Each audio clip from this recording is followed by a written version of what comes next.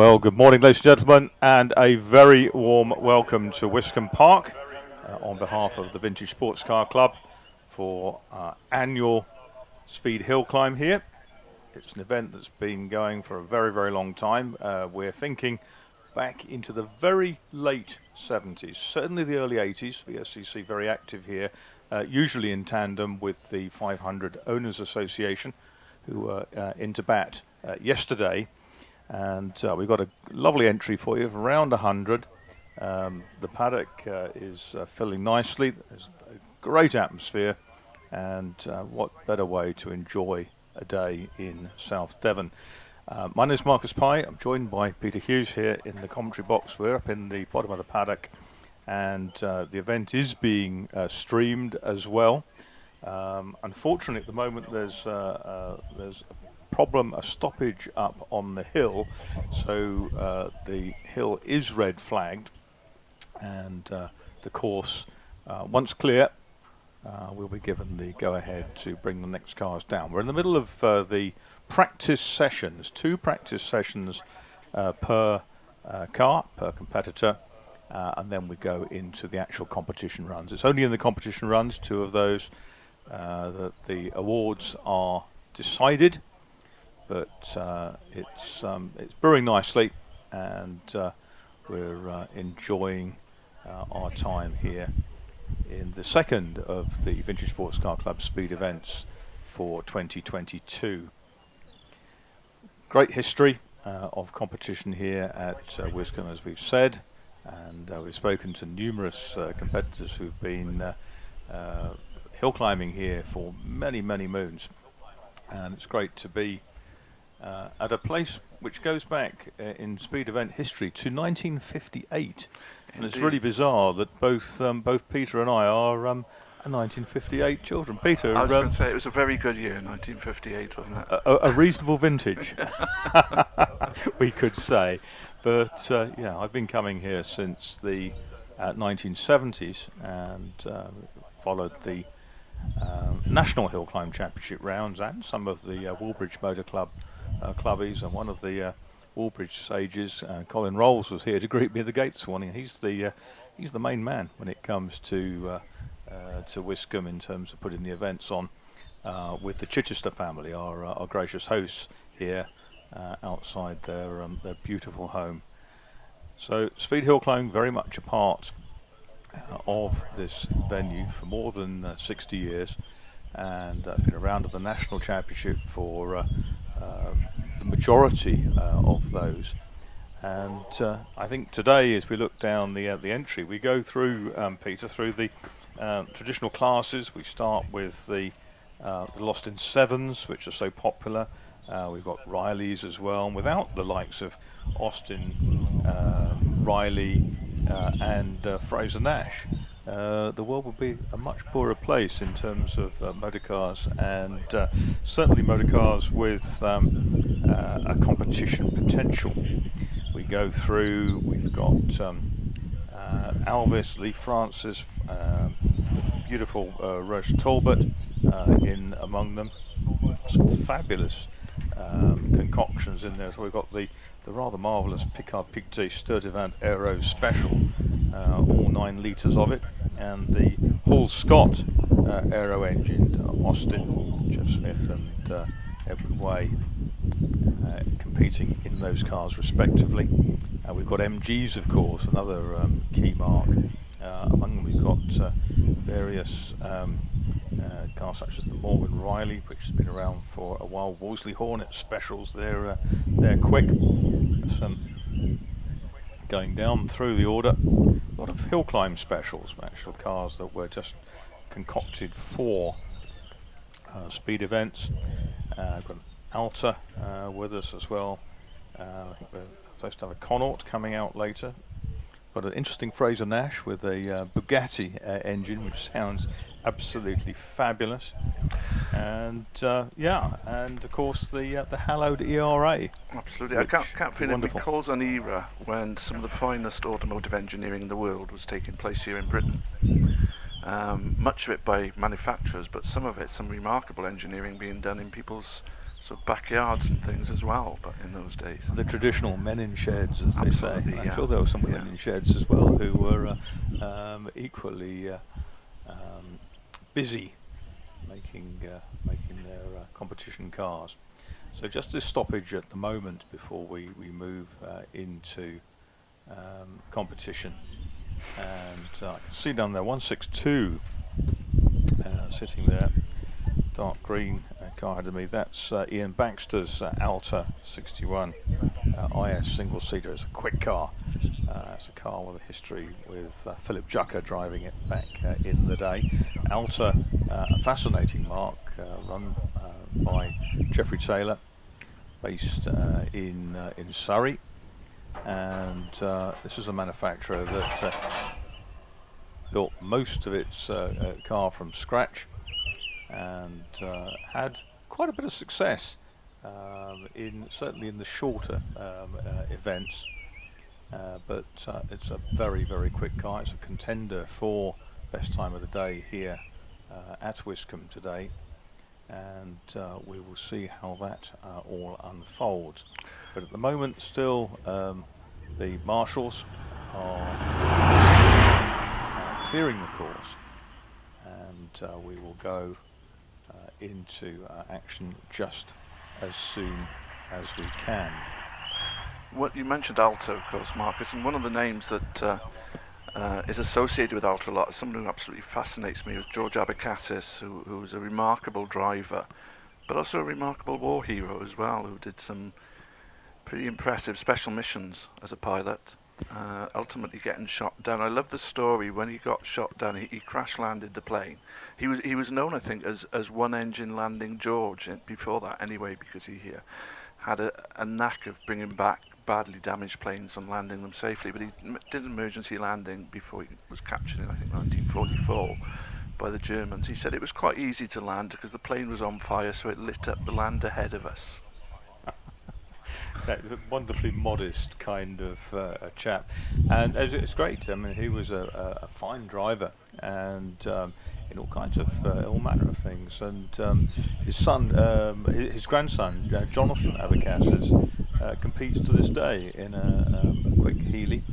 Was out at Donington Park last week, and George himself competed a few times at Donington in that pre-war period when the circuit was first used in the 1930s, and good to see that grandson is continuing the family tradition in the centenary year of the birth of Tom Wheatcroft. I think it might even be 100 years today since really? Tom Wheatcroft, who saved the circuit and brought it back to life in the 1970s, was born. The extraordinary entrepreneur, the Leicester house builder, who amassed an absolutely astounding collection of single-seater race cars, and then rebuilt a circuit on which to let them play. It was wonderful, and it was wonderful that it is wonderful that the circuit is still there.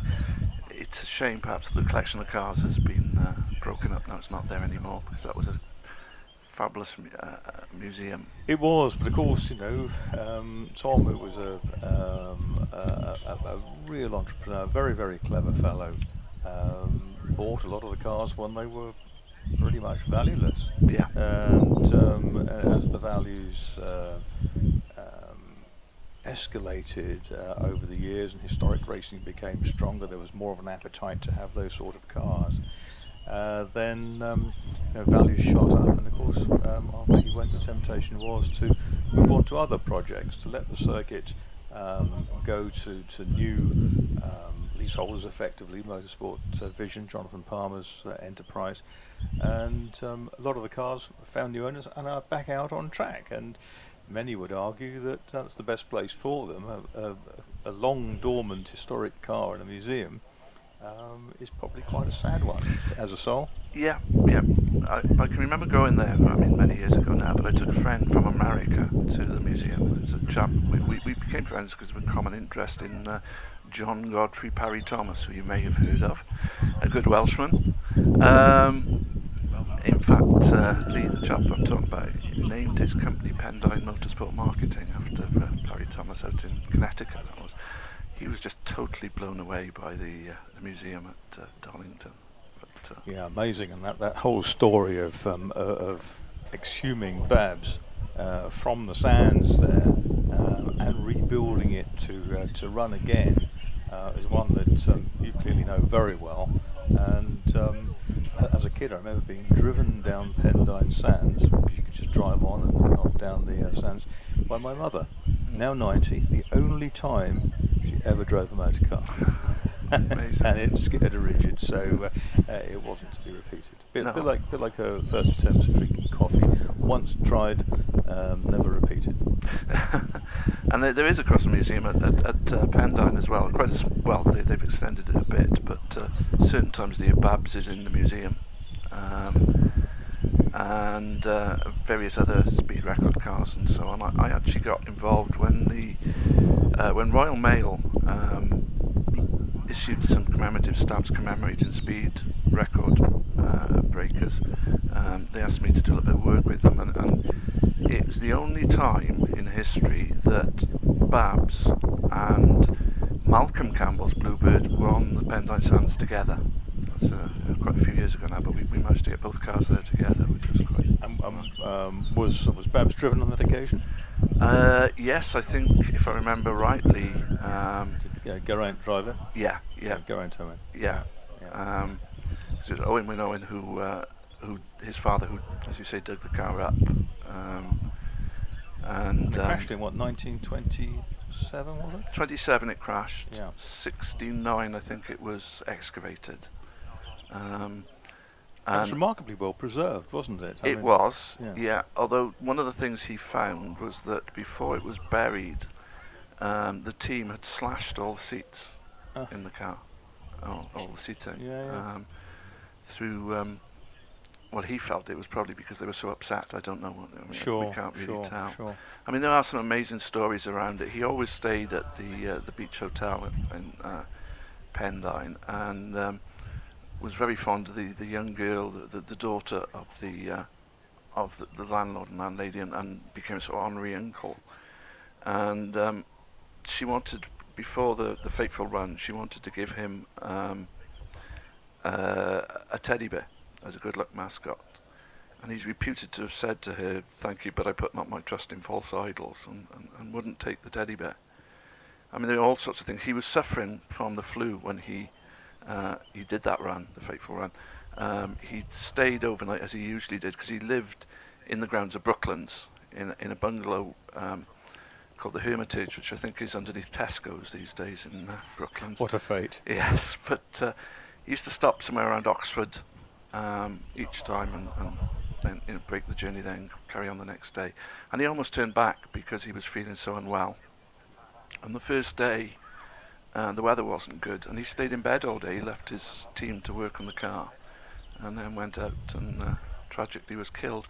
Still not quite clear. I mean, there are all sorts of stories about how the chain drive snapped, and that was what killed him. But Owen Winowen was adamant that the chain drive wasn't broken when he dug the car up. So it's, well, I could talk for hours. I can talk for Wales on one of our forgotten heroes.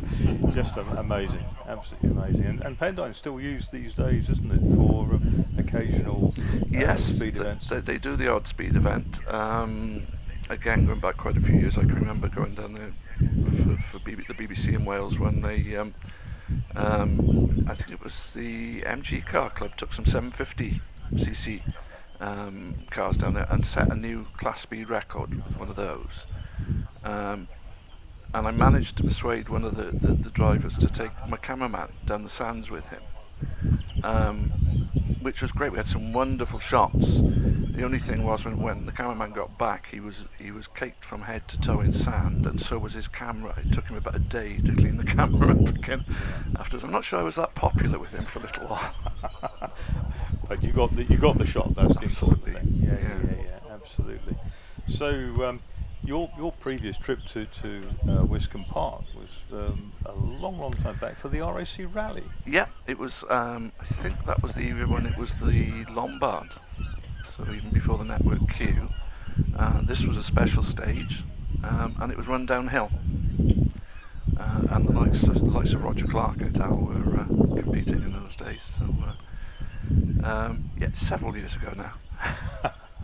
Yeah, my first visit here was the 1970s, so I always loved coming here, and particularly I enjoyed coming here to report the events, occasionally to help Pat Jennings in the commentary box. And Pat, I believe, is coming today. He's written a great book on Southwest Motorsport, his memories of the speed events, the sprints and hill climbs, which captivated him for decades. And that book has just come out, so it's Well one worth the worthy read, I would think, of Yeah. picking up. Yeah. Good Yeah, stuff. I mean, my involvement with motorsport goes back to the 70s, but it was a slightly different hill climb. I started marshalling at Pontypool Park in South Wales, long gone now, sadly, but some of the biggest names in hill climbing certainly competed there. It was around at the national championship at It one was, stage. and the only was the only win at Pontypool Park for Ken McMaster, driving the Joe Marquardt designed Modus M4H that my good friend Barry Groombridge later owned, and I competed in here, Wow. albeit with a 1600 BDA engine at that point. But yes, absolutely fascinating. Great place, and I enjoyed going down there. Probably 20 odd years ago now. I never went to Pontypool as a contemporary venue, but enjoyed rediscovering it. My first hill climbs were at Great Auckland near Reading when I was a kid, and it was probably only about 15 or so miles from home, and we used to go pretty much every year. The Hanson Barks Motor Club. It finished in the early 70s. Book being written about that at the moment as well by Steve Lovegrove, so that's going to be another important addition to my library, which I should really be thinning out. So let's have a look around the paddock. We've got a camera just walking up, mobile camera walking up through the paddock, and that's Andy, or Undi as he's now known, who is just capturing some of the atmosphere here, and it really is a glorious spring day.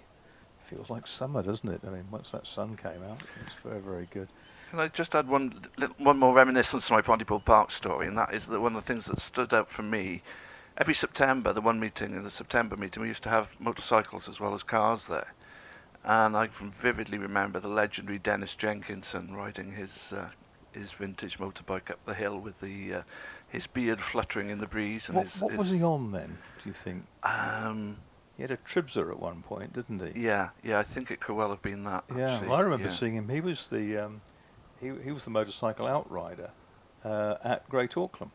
Really? Yeah, and he'd go up and down sort of between runs, etc. Great Auckland was only 440 yards. Yeah. And it was just amazing. And it was in the Hill Climb Championship pretty much from the start. And it was on a private estate like this, run by a guy called Neil Gardner, who was a biscuit magnate from Reading. And it continued right through to I think 74 in the end, and the ultimate record was set by Chris Kramer, who you mentioned earlier on, the German architect from Gloucestershire, who left it at 17.65 seconds, I think. Crikey. Absolutely staggering. These days, of course, it would never work, apart from the fact it's now a housing estate, but you couldn't have run today's cars on it. But downhill start and a banked right-handed corner, which caught out a lot of people, including Spencer Elton, who was a very good hill climber, who managed to invert a Formula 3 Brabham over the brook there, so that the wheels were straddling the brook either side, and he was sort of dangling in the water pretty much. But he and his father took the car home, stripped it down, put the engine and gearbox into another Brabham chassis, and went to invent Thruxton the following day, like you did. Yes, yeah. But, I think the practice for Great Auckland was on a Friday evening. I think it was some unofficial practice, and then the main day was a Saturday.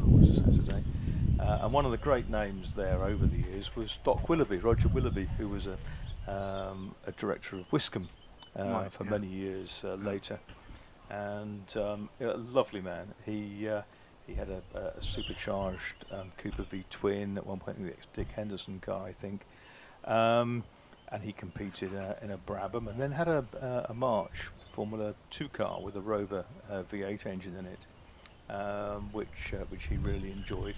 But he was a GP over near Mortimer. I think he came from Salhampstead, but he's been for a number of years now. But was always so helpful to competitors, and he was my go-to GP to get the medical done for my racing license, which he was incredibly thorough, and wouldn't take a traditional fee for. Doctors are supposed to charge for that sort of thing, but I think a bottle of Glenmorangie would do it.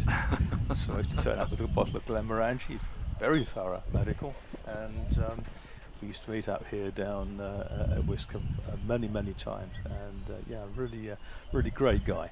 I would commend his taste in malt whiskies as well. Glenmorangie is my favourite. So I'm just waiting as we see various great things in the paddock on our screens. A couple more vehicles have gone up the hill, and so I'm sorry that there's this delay, ladies and gentlemen, but at least we're standing in beautiful weather. It is lovely, isn't it? It's hard to visualise a nicer setting, really, isn't it, for the vintage cars? It is amazing. I mean, we know that Vintage Sports Car Club has hill climbs all over the country. It goes to Prescott is a particular favourite, isn't it? You love Prescott. You've commentated at Prescott. I've competed at Prescott, and Harewood as well is another great place up in Yorkshire between Leeds and Harrogate. That's another fine venue, but a lot of sprints as well. Kerborough.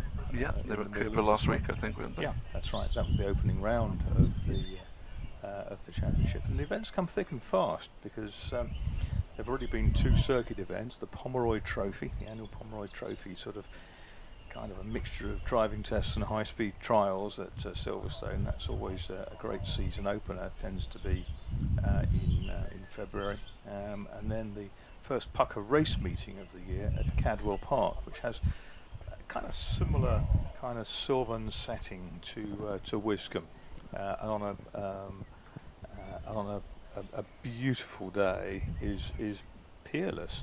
On a miserable day is very gloomy. In common with most motorsport venues, in fairness. Wasn't it used to do some of the scenes in the I can't think of the title of the film now, the Hunt Lauder film? They used it to recreate the Nürburgring, I believe, didn't they? That's right, absolutely. Yeah, the 1 litre Formula 3 stuff. Some of that was filmed in little stretches of Cadwell, which they kind of stitched together. And yeah, some friends built some cars for that. A lot of those Formula 1 cars use that with Formula Vauxhall Lotuses that have been kind of reconfigured. Yeah. But yes, quite something. I think was it in one of those cars at Crystal Palace that we first got a hint of James Hunt's fiery temperament? James is amazing, and we remember him. I mean, he started out. He did a few saloon car races, and got into some Formula Ford, sponsored by Gowrings of Reading. Had the Lexus Formula Ford, then others, and yes, he was a bit mercurial. And in later years, after he'd retired from racing, he did a lot of work with Marlboro and with McLaren. And he used to come, on one occasion he came as an honorary judge to the McLaren Autosport British Racing Drivers Club Young Driver competition. And it was a very kind of miserable setting to start with at Silverstone. And as the day wore on, we saw nothing much of James, who presumably was commanding a fat fee for his attendance. Anyway, he wandered in the evening under cover of darkness, while we were interviewing probably the 4th of the 6 contenders for this award, and we said, "Well, where have you been, James?" And he said, I was down in Toaster. I went over and saw an old budgie breeding friend of mine, and we had a few bevies, and that was it. I knew you guys made the right decision." So that was that. And we made the decision. He took the fee. I can't imagine why, but for some reason I thought there might be a young lady involved in that story. No. But Well, if there was, he kept it close to his chest, and it was just budgies, which absolutely fascinated him and energised him in his later years. Yes, it's not something you imagine, is it? It's a bit like Keith Flint, who was in the Prodigy and ran his own motorcycle racing team. And if you think of Keith Flint in the video for Firestarter, this sort of manic, sort of demonic creature almost, and he was a prize-winning rose grower. Really, yeah. But yes, Mr. Flint's musical career, whatever, is not one that's remotely known to me. It's right.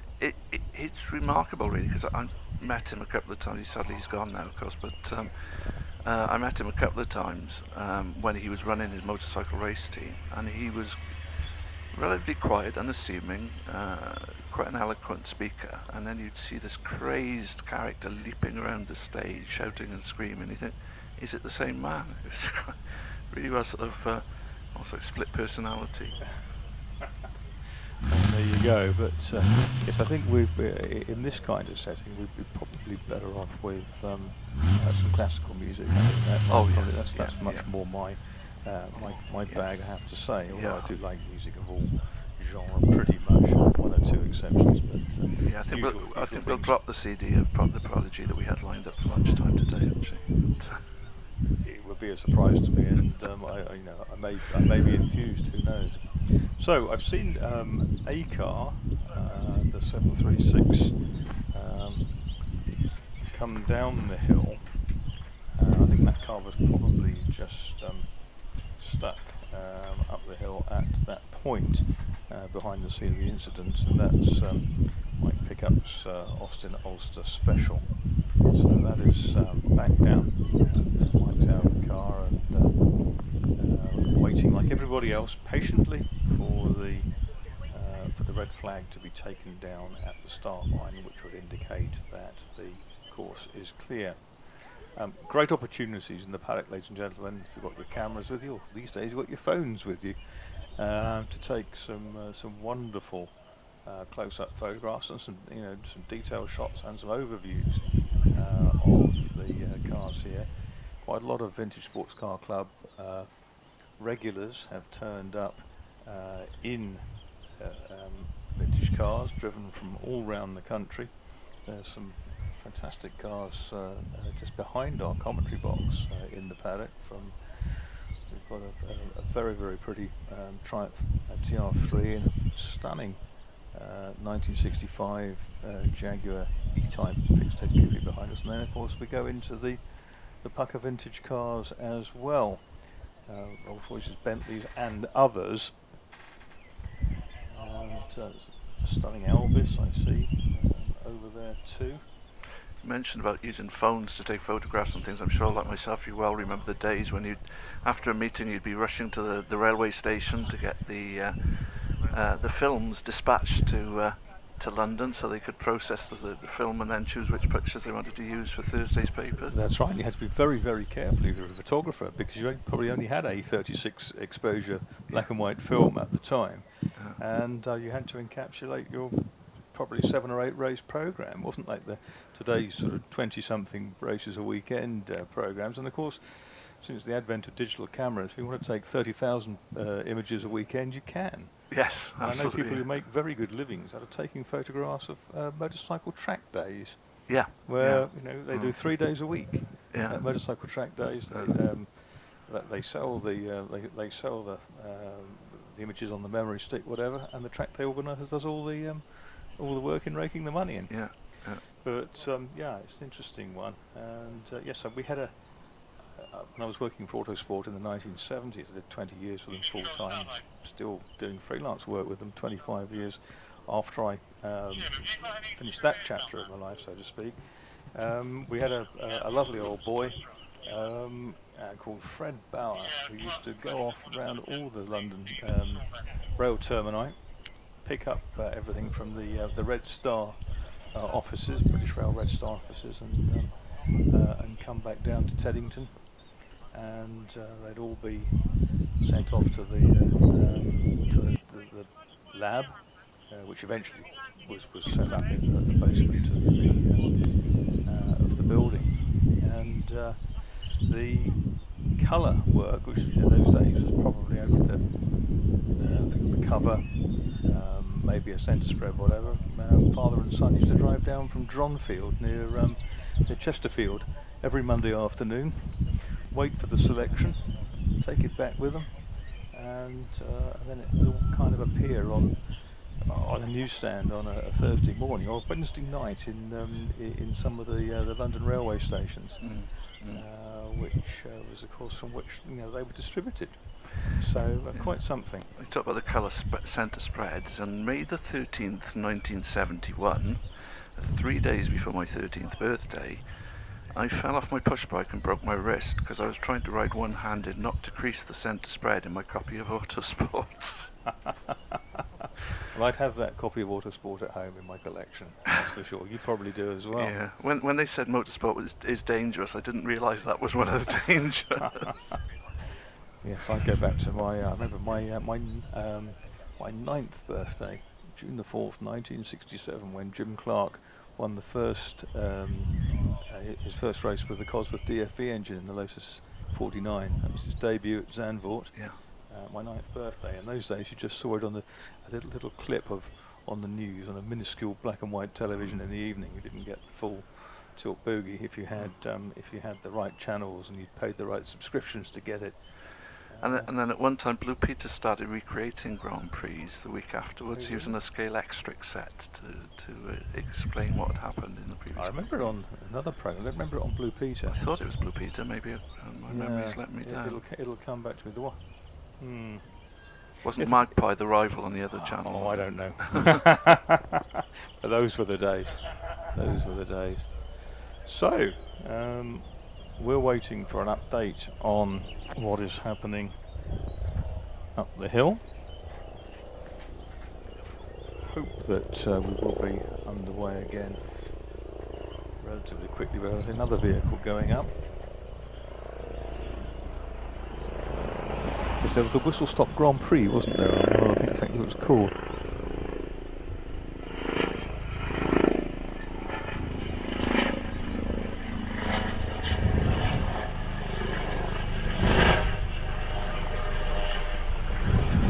Yes, it's certainly nothing like the blanket coverage you get at Grand Prix these days.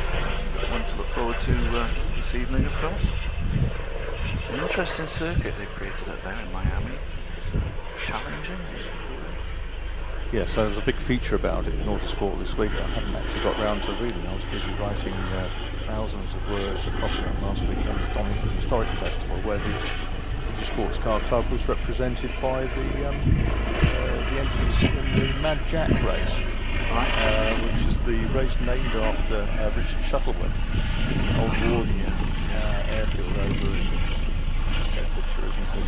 And he was a great racer and an aviator, and he won the 1935 Donington Grand Prix in Alfa Romeo P3, which was again an amazing part of that pre-war history at Donington Park. Certainly in those sort of pioneering days, both of flying and racing, the two activities seem to go hand in glove, didn't they? A lot of aviators were racers and so on. Yes, I mean, I guess that some of that was pecuniary, because he had an aircraft of their own, as Shuttleworth would have done. If you go to the Old Warden flying days now, there's a museum of aircraft and cars there. But it's absolutely interesting speed, wasn't it? They're kind of cross-pollinated between the two. Yeah. And of course there were quite a few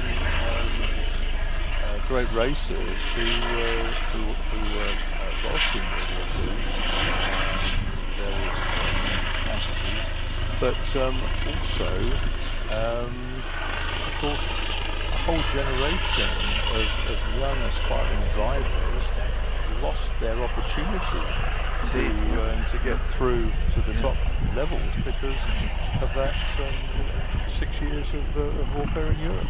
Yeah, absolutely. Yeah, I remember reading Diane Bonato's book, Wolf Bonato's daughter, who, like a lot of women then, were delivering the fighters to the air bases. So it was quite a dangerous job they were doing, and a very important job. But the one story that sticks out in my mind, I think it was her 21st birthday. Wolf took her to Paris to show her the Bugatti that he'd bought her, and she didn't like it. She didn't want the Bugatti. The wrong colour, was it? I think she ended up with a Bentley actually, but she wasn't a Bugatti fan. One of the places that remains for me to visit is what used to be known as the Schultz collection. I'd love to go and see that. I'll save that for another time eventually. I've wanted to go there ever since I mentioned Dennis Jenkins earlier, and he wrote a book called The Schlumpf from Session. And ever since reading that, which was many years ago, I've wanted to get there and haven't done so yet. But there is a rather distressing photograph in the front of that where the workers in the factory, where the museum was effectively hidden behind the factory, and the factory went out of business. And the workers were so angry they vandalised a classic Bugatti. I think they set it alight. Right. It was a textile company, was it? It was, yeah. It was two brothers, wasn't it? Schlumpfs. Yeah. I think the reason the business failed was because they diverted so much of the money into their collection of classic cars. Right. But it is an amazing, amazing collection. Yeah, that's right. No, it's one that I very much like to go. I went down that way when I went to the Saint-Saëns-le-Rongier round of the European Hillclimb Championship in 1980. And I thought that this might be an opportunity. The people I was travelling with just were in too much of a hurry to get back to their business in London, so we didn't make it. But I was amazed recently to find that my eldest daughter's boyfriend, who's French, but his family, his father's family, was rooted in Alsace, had been to the museum a couple of times. Yeah. Your eldest daughter obviously has good taste in men, then.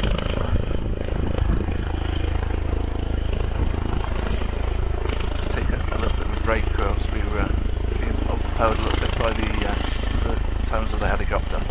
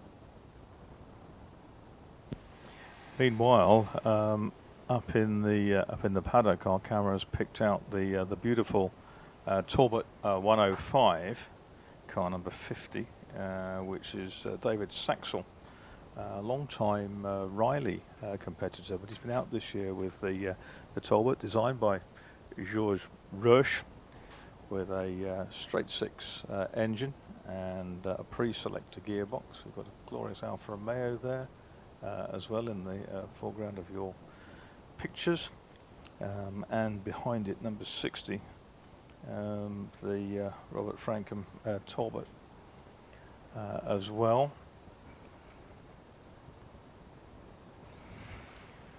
Our roving cameraman has been out and about in the paddock. George Roche was appears to have been an interesting character, sort of bit of the United Nations. He was born in Switzerland. I think his father was a German blacksmith and his mother was French. Big cosmopolitan. Yes, absolutely. Yeah. And why are the Roche Talbots green, the AV105s? Do you know? I don't. I'm guessing you do. Sorry, I can't help you. No, in fact, it was his wife's going away. The colour of his wife's going away dress after they were married. Oh, so romantic. And interestingly, the chassis of the Talbots were made and were used as the underpinnings of ambulances. Really? In the war years. So so a very versatile they were chassis. Specifically designed, I think, when they were the sort of fairly flexible chassis to cope with uneven surfaces. And Yeah, so you'd have thought that would work.